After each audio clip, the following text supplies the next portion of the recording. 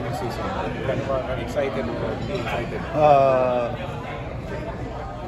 I mean, for me, parang normal lang. Pero syempre, masaya dahil ngayon ma-awardan yun. Usually naman dun din naman talaga ako tumitira sa spot na yun.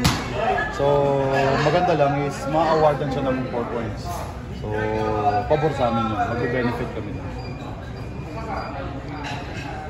Paul, alam naman natin parang petics lang sa iyo yung spot na yun, pero yung dynamics na may linya, paano yung Again, sa amin okay siya dahil ngayon lalapitan ka na ng lalapitan ka na ng bantay mo doon for sure. And pwede namin siya magamit sa sa spacing namin pagdating sa offense. So, ayun, malaking bagay para sa amin. Paul, paano lang, gaano ba kadali or gaano kahirap yung spot na yun? I mean, kailangan talaga practicein siya. I mean, everyday kasama siya sa routine ko. Ever since pa, nasa Rainer Shine pa ako, ganun na yun. And yun nga, sabi ko kanina,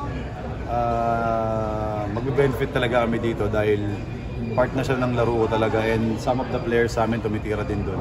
So, malaking bagay. Hindi naman.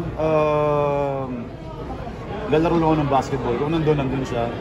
And, pero syempre, iwasan natin yung matapakan din yung linya. So, make sure lang na kapag nandun ka na sa spot na yun, make sure na ma-maximize mo yung 4-point line. Ano naisip na practicein yun ever since?